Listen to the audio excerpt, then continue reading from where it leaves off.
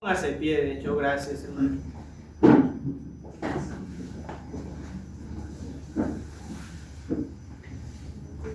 ¿Listo? Y luego que terminamos con el versículo 5, vamos a saltar al capítulo 4 y vamos a leer el versículo 1 y luego oramos. Amén. Nehemías 3. 3 del 1 al 5 y luego el 4, capítulo 4, versículo 1.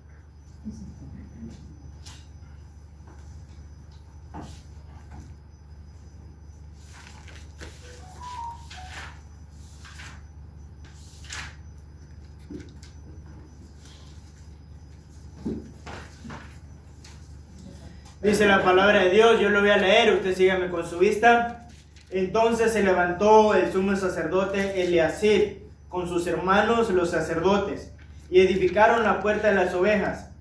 Ellos arreglaron y levantaron sus puertas hasta la torre de Amea, edificaron hasta la torre de Ananel. Junto a ella edificaron los varones de Jericó y luego edificó Zacur, hijo de Imri. Luego el 3 dice, los hijos de Sena edificaron la puerta del pescado. Ellos la enmaderaron y levantaron sus puertas, con sus cerraduras y sus cerrojos. Junto a ellos restauró Meremot, hijo de Urías, hijo de Cos, y al lado de ellos restauró Mesulán, hijo de Berequías, hijo de Mesesabel. Junto a ellos restauró Sadot, hijo de Bana. E inmediato a ellos restauraron los tecoitas, pero sus grandes no se presentaron para ayudar a la obra del Señor. Vaya al capítulo 4, por favor. Versículo 1. Dice la Biblia, cuando oyó Sanbalat que nosotros edificábamos el muro, se enojó y se enfureció en gran manera, e hizo escarnio de los judíos. Vamos a orar. Bendito Dios y Padre Celestial, gracias porque tú eres bueno, gracias porque para siempre es tu misericordia, gracias porque en ti podemos confiar, gracias por la escuela dominical, gracias por lo que tú haces, Dios. Te rogamos, tú nos hables a cada uno de nosotros, habla a mi propia vida, mi Señor. Tómame a mí, Padre, y ponte tú en lugar mío, Padre, que todo lo que yo hable sea tu palabra, mi Señor, y pueda ser de ánimo y de bendición a los hermanos también. Úsame, Dios, y mi Señor, ayúdanos a honrar y glorificar tu nombre, Padre, en el nombre poderoso de Cristo Jesús. Amén. Amén. Y amén. Puede tomar su lugar, hermanos, puede tomar su lugar. Vamos a seguir viendo acerca de la vida de Nehemías, lo cual es muy importante para nosotros. Nehemías, ya habíamos hablado, un hombre de liderazgo, un hombre que se dejó usar por Dios, un hombre que vio la necesidad de un pueblo en decadencia, de un pueblo en ruinas, y es cuando vio al pueblo en ruinas, su pueblo, dice la Biblia, que su corazón se conmovió, dice que lloró al ver la condición en que estaba su pueblo. Ahora, eso lo llevó a actuar. Hoy en día, hermanos, necesitamos gente como Nehemías. Porque adivine que al igual que en el tiempo de Nehemías había necesidad, una necesidad física, porque el pueblo de Israel había salido, había sido destruido, las casas, toda Israel estaba destruida. Hoy en día, hermano, hay una necesidad apremiante, urgente, una necesidad espiritual. Hermano, el mundo en que nosotros vivimos, el pueblo de Uruguay, usted lo sabe más que yo, está en una decadencia. Usted nada más necesita salir y nos hemos encontrado, de hecho, como dijo el pastor, hay un montón de gente con problemas por todos lados, con infinidades de problemas. Hay gente mala, hay gente perversa, estamos mal como sociedad. Y lo más triste es que parece que vamos a estar peor. Usted lo sabe. Los jóvenes de ahorita, y esto no nada más pasa en Uruguay, pasa en todo el mundo. Cada vez los jóvenes, no sé por alguna, bueno, sí sé, ¿verdad? Que a veces decimos, pero ¿cómo? ¿Por qué? ¿Qué piensan? Nada más de verlo, porque hay una decadencia espiritual en el pueblo, hay una necesidad, y lo triste es que nosotros como cristianos no la estamos viendo y no estamos haciendo nada.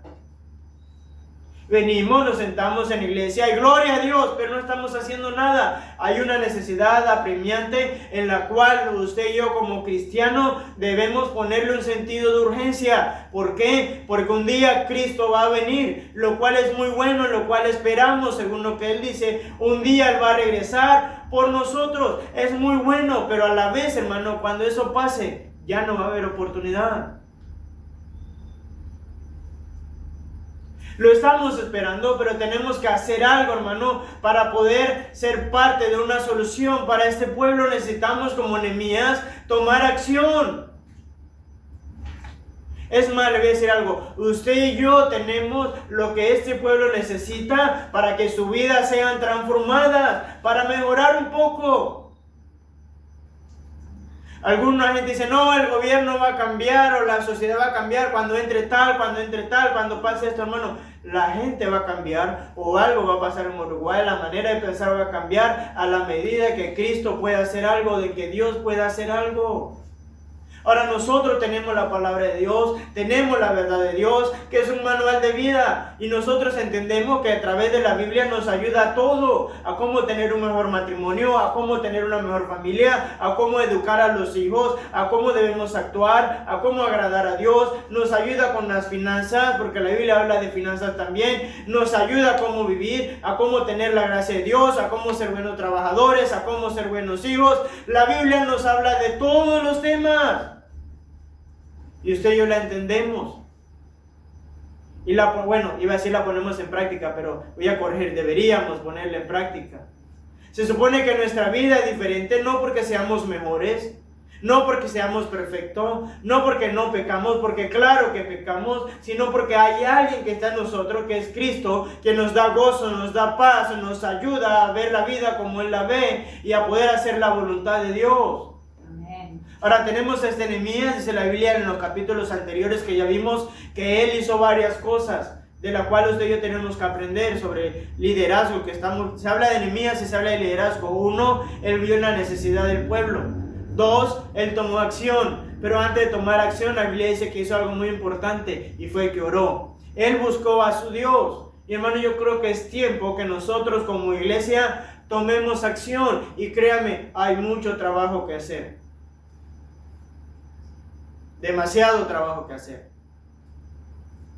Porque la necesidad es grande. Pero necesitamos cristianos que tomen acción. Y vemos eso que Nehemías, hermanos, confesó su pecado. En el capítulo 2 dice que él confesó su pecado, confesó el pecado del pueblo, que él confió en Dios, pidió la provisión de Dios, pidió la protección de Dios, pidió la gracia de Dios. Y vemos que Dios le dio de su gracia. Hermanos, nosotros necesitamos la gracia de Dios. Pero ahora en el capítulo 3, hermanos, no lo leímos todo, pero lo que pasó es que Nehemías animó al pueblo y todo el pueblo empezó a trabajar. Dice la Biblia que lo puso por tribus. Cada tribu de Israel empezó a hacer algo para mejorar la condición en que estaban. Nehemías se animó, él se esforzó, le dijo al pueblo, lo vimos en ocasiones anteriores, si se puede, vamos a hacer algo, tenemos un Dios grande, no necesitamos estar así, estamos en ruina, estamos mal, pero tenemos y podemos hacer algo. Y ahora la gente estaba trabajando.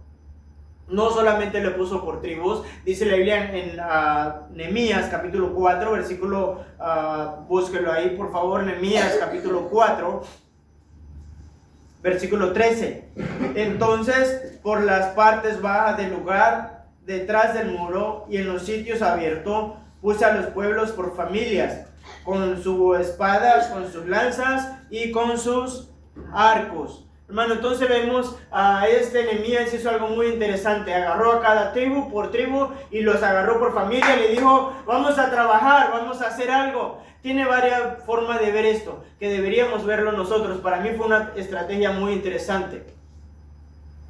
Uno, puso todo el pueblo a trabajar y le voy a decir algo, hermano. Toda la iglesia debería estar trabajando. Si usted tiene vida, si usted está aquí, Dios, ¿a cuántos pudieran decir, Dios ha cambiado mi vida? Yo le puedo decir que Él me ha cambiado. Si no fuera por Dios, probablemente yo estuviera muerto o en una cárcel o en un hospital. Él nos ha provisto todo. Él nos ha dado todo lo que tenemos.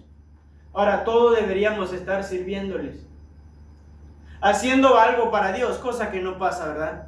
En algunas iglesias pasa más, otras pasa menos, pero si Él le salvó, usted debería estar haciendo algo por Él, por agradecimiento a Él. Nehemías entendió esto, hermano, y mire, es más, cuando trabajamos unidos, podemos lograr más.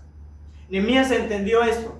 Nehemías sabía de la necesidad que había, él sabía cómo estaba el pueblo, él sabía que él quería hacer algo, él tomó acción, pero lo que él entendió también es, yo no puedo solo. Imagínense a Nehemías solo, ¿verdad? Tratando de edificar toda la ciudad. No iba a poder.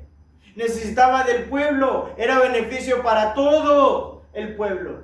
El que se reconstruyera la ciudad no nada más iba a beneficiar a Nehemías, era a todo el pueblo. Ahora, hermano, para esta necesidad que nosotros tenemos, todos salimos beneficiados.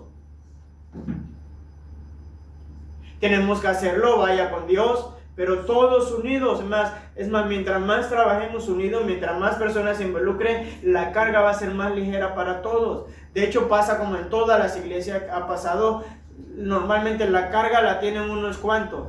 Dependiendo del número de la iglesia, hay iglesias grandes que no crea que trabajan todos, trabajan unos cuantos, pasan en todos lados. Y yo diría, ¿qué se podría lograr si toda la iglesia trabajara? De hecho, en la primera iglesia bautista, la iglesia de Jerusalén, dice la Biblia que Dios hizo milagros en Jerusalén, la iglesia creció, se dice que probablemente tuvo más de 120,000 miembros, pero vamos a Hechos 2:42 y la Biblia dice que tenían todas las cosas en común, todos estaban trabajando. Yo no quiero ni pensar hasta dónde podemos llegar cuando unidos todos nos ponemos de acuerdo en un propósito, los propósitos que Dios quiere, y podemos trabajar en unidad para agradar a Dios, para adorar a Dios, para honrar a Dios, porque vemos la necesidad y porque queremos que Dios haga algo. Ahora, lo segundo que hizo Nehemías no es solamente que hizo trabajar al pueblo, sino que los puso a trabajar por tribu y por familia. ¿Sabe lo que le funcionó a Nehemías y por qué lo puso a trabajar por familia? Porque, hermano, no hay nada más importante para nosotros que la familia. Y luego, está de por medio de su familia, tienen que trabajar para proteger a su familia. Es más, a la familia las agarraron y la pusieron adelante. De manera tal que los líderes de familia sabían, entendían que si no hacían algo, podían correr el riesgo de que su familia fuera muerta, de que su familia fuera destruida. Ahora, hermano, le voy a decir algo. La verdad es que nosotros deberíamos hacer algo por nuestras familias. No sé si pensamos de lo que nosotros hacemos o no hacemos no tiene impacto, pero déjeme decirle algo, tiene impacto. De hecho, yo he hablado con mucha gente y nosotros le hemos platicado, no sé cómo va a venir la generación futura, pero se ve mal. Yo no sé cómo van a vivir mis hijos, pero se ve mal. Y yo quiero dejar un mundo mejor para que mis hijos puedan vivir mejor. Hermano, nuestra familia está siendo afectada, su familia. ¿Cuántos de nosotros tenemos familias emproblemadas? En primer lugar, nos salvas, con vida destruida, la vemos llorar, la vemos desesperadas. Hermano, nuestras familias están en juego en todo esto. Usted y yo tenemos la solución y muchos de nosotros no estamos haciendo nada. Y yo creo que también deberían ponernos por familia, ¿verdad? Decirnos, si no hace nada, vas a ver a tu familia. Mire, ¿sabe algo? Yo creo que en el infierno, déjeme aclarar lo que le voy a decir. La Biblia dice que un día cuando Él venga, cuando Cristo venga, los que somos salvos, le tenemos a Él, vamos a estar en el cielo.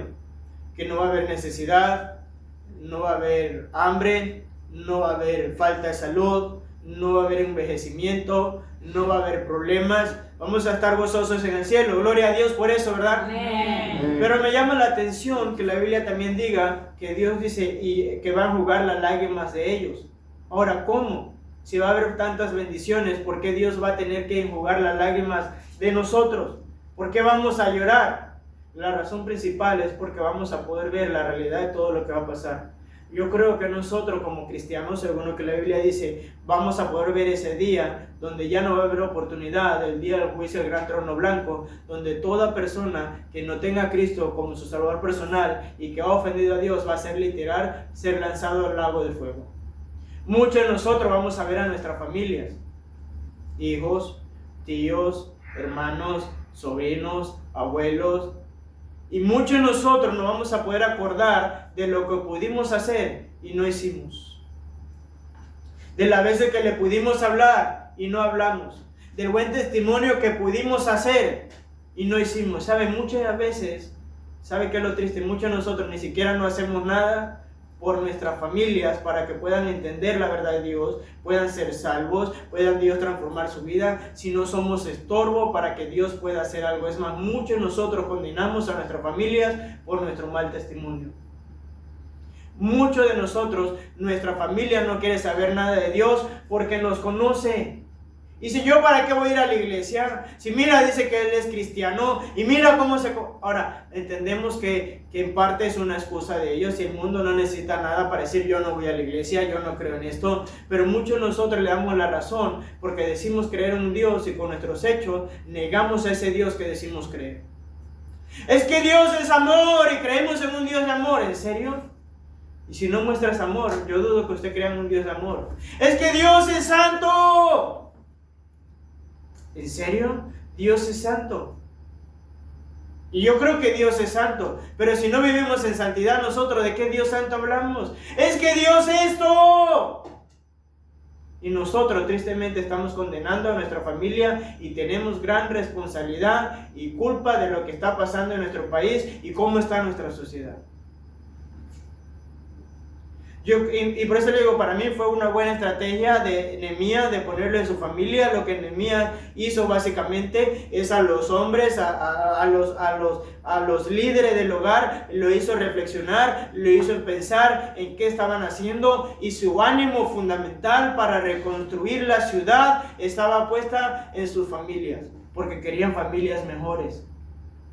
Yo me puedo imaginar esos padres, ¿verdad? O a lo mejor abuelos que estaban en la reconstrucción, que veían la ciudad en ruina, cada mañana levantarse y trabajar con todas sus ganas. De hecho dice la Biblia que en muchas ocasiones ni descansaban, ahorita lo vamos a ver, que de día y de noche estaban trabajando y atentos al enemigo. Se levantaban porque decían, hey, yo quiero hacer algo por mí, por mi familia.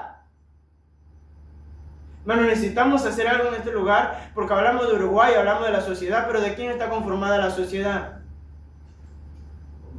¿De quiénes?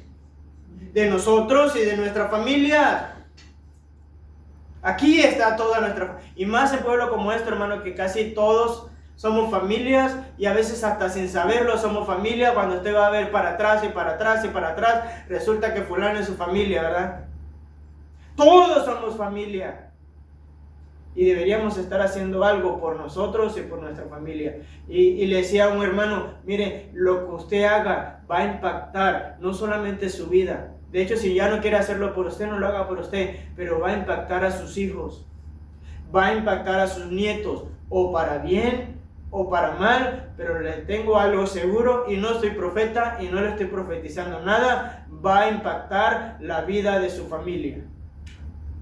Entonces tenemos que hacer algo, hermano, tenemos que ver la necesidad por nosotros, por agradar a Dios, para que Dios esté y por nuestra familia. Ahora Nehemías empezó a hacer algo. Nehemías empezó la reconstrucción del templo, de la ciudad, y adivine qué pasó. Pasa lo que pasa hoy en día también. Dice Nehemías 4:1. Dice, cuando oyó Sanballat que nosotros edificábamos el muro, se enojó y se enfureció en gran manera e hizo escarnio de los judíos. Se levantaron enemigos. Hermano, nosotros tenemos enemigos, tenemos un enemigo en común que es el diablo, que no está contento cuando un cristiano quiere hacer las cosas bien. La vida cristiana no es fácil, de hecho para nadie es fácil la vida, ni cristiano, ni no cristiano, ni incrédulo, ni cristiano, la vida no es fácil. Porque nos equivocamos, porque hay problemas, porque hay luchas, porque hay pleito, porque hay pelea y porque hay un enemigo, hermano, que quiere vernos destruido. Usted tiene un enemigo que quiere verlo destruido, que se llama el diablo. Dice la Biblia en 1 de Pedro, y se lo voy a decir de memoria, lo puede buscar, o como dijo la hermana, ahí va a quedar grabado, ¿verdad? Si se lo olvida, después lo vuelve a escuchar, ¿verdad? Para que lo tenga. Pero dice la Biblia en 1 de Pedro 5:8, sed sobrios y velad, porque vuestro adversario o enemigo, el diablo, anda como un león rugiente, buscando a quién. Ahora, ¿cómo usted interpreta eso y cómo se imagina esto? Y mire, hermano, Dios es muy claro y a veces usa ejemplos para que nosotros podamos entender. A veces hablaba por parábolas, y a veces usaba ejemplos claros. Y creo que no hay un ejemplo más claro que esto. Antes lo decía, deje de decirlo, pero ¿cuántos hemos visto a los leones cazar? Aquí no hay leones, ¿verdad? Pero le hemos visto a los leones en televisión. Un león no va a jugar con su presa. No es de que, ay, mira, te voy a comer, te voy a hacer algo, prepárate. Un león ataca, descuartiza y mata sin jugar. Ahora, curiosamente, Dios en la Biblia se nos compara al diablo, a nuestro enemigo que tenemos, como un león rugiente que anda buscando a quien devorar. Algo tengo seguro, el diablo no está conforme y no va a estar conforme con que Dios quiera hacer algo en esta iglesia. El diablo no va a estar conforme con que la familia de aquí tomen decisiones para poder hacer algo conforme a la voluntad de Dios. El diablo no va a estar conforme con que podamos hacer algo para que Dios pueda transformar este lugar, para poder vivir una vida mejor, para que más personas vayan al cielo, y va a atacar. Ahora, hay estrategia que el diablo usa, que el enemigo usa, a la cual nosotros tenemos que resistir. Una de esas estrategias fue la que usaron ellos. Dice la Biblia que se enfurecieron porque no querían que la ciudad fuera reedificada. Y lo primero que hicieron fue hacerle escarnio a Nehemías y al pueblo. ¿Y cómo se burlaron de ellos? Ahora, hermano, probablemente hay gente que se vaya a burlar de nosotros. Ah, mira, es que es cristiano, el santito. ¿Y cuántas cosas más hemos escuchado? Pero nosotros tenemos que seguir adelante. Imagínense si Nehemías, si el pueblo se hubiera desanimado porque estaban hablando mal de ellos, porque se estaban burlando. Y sabe, curiosamente hay muchos cristianos que ya no son cristianos nada más porque se burlaron o porque ahora está muy famosa la palabra bullying. Hace años atrás no existía, ¿verdad? Y aguantábamos, y ahorita todo nos ofende. Pero bueno, ese es otro tema, ¿verdad? Pero el enemigo, una de las cosas que va a hacer es hacernos sentir mal. No solamente se estaban burlando, sino que lo menospreciaron. Mire, siga leyendo, dice Nehemías 4, el 2, dice: y habló delante de sus hermanos y del ejército de Samaria y dijo: ¿qué hacen tan débiles judíos? Ahí ya notamos un desprecio. Dice: se les permitirá volver a ofrecer los sacrificios, acabarán en un día, resucitarán de los montones del polvo, las piedras que fueron quemadas. Y estaba junto a él Tobías amonita, el cual dijo: lo que ellos edifican del muro de piedra, si subiera una zorra, lo derribará. Hermano, el menosprecio, y el enemigo atacó y le dijo: mira, eso que ustedes van a hacer, ¿qué van a hacer, hombre? Si ni pueden, el trabajo es mucho, hasta creen. Es más, eso que ustedes van a hacer, si se sube una zorra ahí, lo va a tumbar todo. Ustedes no pueden. ¿Quiénes son ustedes? No saben nada, no pueden nada. Y sabe que hay mucha gente, bueno, de hecho hasta gente que se dice ser cristiano, siempre nos dicen: es que no puedes. No, gloria a Dios, es porque quiero hacer esto, quiero cantar. No, hombre, ni te has escuchado. Yo te he escuchado cómo se te sale el gallo. No, es que quiero hacer esto para Dios. No, hombre, ¿qué vas a hacer? Hasta cree. No, es que quiero hacer esto para Dios, y queremos hacer esto y queremos hacer aquello. No, hombre. Y sabe que nosotros muchos no lo creemos y luego venimos: es que no se puede. Es que, hermano, usted no sabe la infinidad de veces que yo he escuchado no se puede. Probablemente usted también. De persona, cuando tuve el llamado a Uruguay, decía: no, hombre, ¿qué vas a hacer? No se puede. Ni vas a llegar. De hecho, ahorita hay personas aún en Panamá, yo lo he escuchado, que están impresionadas, que ya se quedaron callados, porque de hecho algunos me lo dijeron: yo no creí que tú fueras a llegar a Uruguay y que pudieras hacer todo lo que está haciendo. Y le dije: no, la verdad es que no puedo, pero él sí. Amén. Ahora, si yo me hubiera quedado estancado escuchando, y le digo, la escuché montones de veces, probablemente usted también lo ha escuchado montones de veces, porque el diablo se lo va a hacer oír para que usted lo crea y para que usted no pueda hacer nada. No, hermano, y de hecho, tristemente, aun cuando llegamos nos dijeron, aquí lo hemos escuchado, muchos líderes aquí trabajaban de una manera derrotada, porque si es que no se puede. ¿Cómo? De hecho, muchos de nosotros trabajamos derrotados pensando: es que no se puede, es que no va a pasar nada, es que es muy difícil, es que tú no sabes, es que tú no conoces, es que aquí es especial. Y claro que sí, pero tenemos un Dios que es más grande que todo, y Él puede. Y lo que me ha sostenido aquí, hermanos, y lo que me ha sostenido para llegar, gracias a Dios y gloria a Dios, y no sé lo que Dios va a hacer, y yo sé que es difícil, y yo sé que hay cosas que parecen imposibles, pero yo siempre tengo en mente que Él puede. No sé qué me permite hacer, pero yo siempre voy a trabajar pensando que Dios puede, porque si yo pienso que Dios no puede, ¿para qué lo hago? De hecho, eso va en la fe. Por eso dice la Biblia que sin fe es imposible agradar a Dios. Amén. Y no crea que no nos desanimamos, no crea que no vemos muchas cosas, pero Dios puede. No se deje engañar del diablo, que el diablo le diga que usted no puede, que le haga ver sus limitaciones. Mire, como seres humanos somos limitados. Como seres humanos nos equivocamos. Todos nos equivocamos, todos tenemos defectos, todos tenemos cosas que cambiar. De hecho, a la iglesia no viene gente perfecta, no hay iglesia perfecta.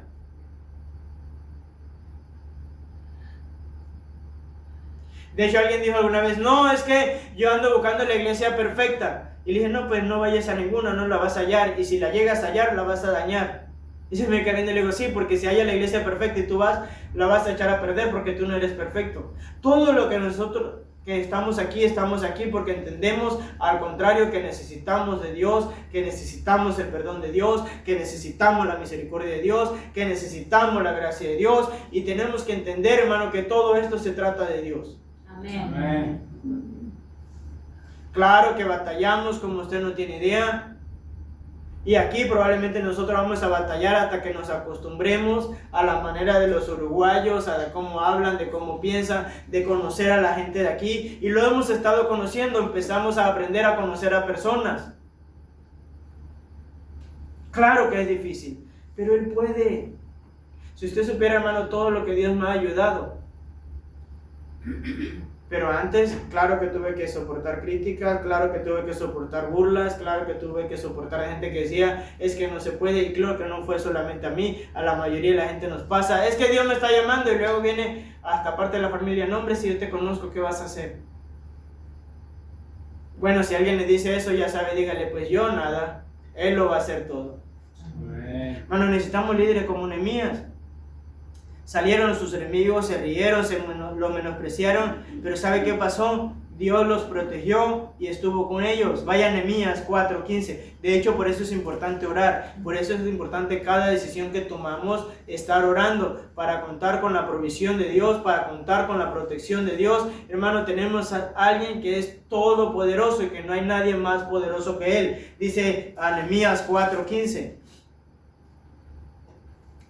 Y cuando oyeron nuestros enemigos que lo habíamos entendido y que Dios había desbaratado el consejo de ellos, nos volvimos todos al muro, cada uno a su tarea.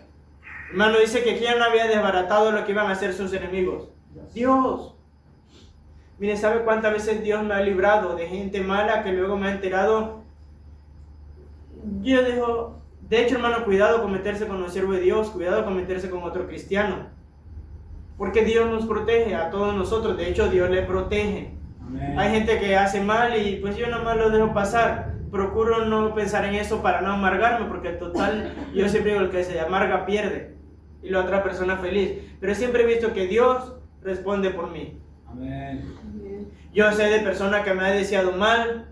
De hecho, en alguna ocasión en Panamá cuando estaba trabajando me lo dijeron. Y yo, pues bueno, donde estaba trabajando alguien literal se me acercó y me dijo, yo voy a hacer que te corran. Pues bueno, si puedes, está bien. No sé, pensó que me iba a amargar o que le iba... Y no, y adivine qué pasó a la semana siguiente, ¿a quién cree que corrieron? Se murió ella. Tenía como 20 años en la empresa y lo corrieron. Dios. Ahora, Dios a Israel lo protegía. De hecho, vimos en el caso de Balaam, cuando lo contrataron. Si era Balaam, ¿verdad? Cuando a esta persona malvada lo contrató para que maldijera a Israel, está en Números 13 o Números 19. Y Dios no quiso maldecirlo, y lo que Balaam hizo fue bendecirlo. Bueno, Dios está con nosotros. Amén. ¿Qué puede pasar en nuestra vida que Dios no permita? Si el mismo diablo le tiene miedo a Dios, ahora yo no sé quién para meterme con el diablo. Y no creo que deberíamos estar jugando con eso, ¿verdad? Y no creo que deberíamos retarlo nosotros a eso. Y no deberíamos estar jugando con eso. Pero sí creo que Dios es fuerte y aún el diablo le teme. Amén. Aún para él poder hacer algo, tiene que pedir permiso. O fue cuando Job, para poder él meterse con Job, ¿qué tuvo que hacer Dios? Mira.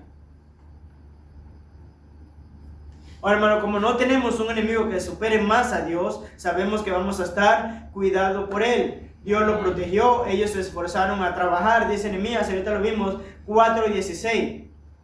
Dice, desde aquel día la mitad de mis siervos trabajaba en la obra y la otra mitad tenía lanzas, escudo, arcos y coraza, y detrás de ellos estaban los jefes de toda la casa de Judá. Los que edificaban el muro, los que acarreaban y los que cargaban, con una mano trabajaban en la obra y en la otra tenían la espada. Y hermano, nosotros tenemos que estar atentos, tenemos que trabajar físicamente, tenemos que ver por las cosas de la iglesia, pero también espiritualmente tenemos que estar atentos para poder resistir los dardos del maligno. Hermano, cuide su vida de oración. Ahorita lo vimos en la clase con el pastor. Debemos orar. Cuide cómo está orando. Cuide su vida de lectura bíblica. Mire, lea la Biblia para que Dios pueda hacer algo. Cuide su testimonio. Nosotros necesitamos familias fuertes. Y familia fuerte va a haber cuando nosotros estamos preocupándonos por lo que Dios quiere hacer en nosotros. Dice, porque los que edificaban, cada uno tenía una espada ceñida a sus lomos, y así edificaban, y el que tocaba la trompeta estaba junto a mí. Y dije a los nobles, y a los oficiales, y al resto del pueblo, la obra es grande y extensa, y nosotros estamos apartados en el muro, lejos unos de otros. En el lugar donde oyeres el sonido de la trompeta, reunidos allí con nosotros.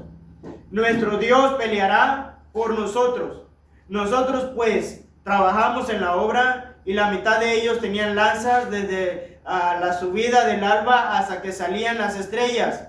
También dije entonces al pueblo, cada uno con su criado permanezca dentro de Jerusalén, y de noche sirvan de centinela y de día en la obra.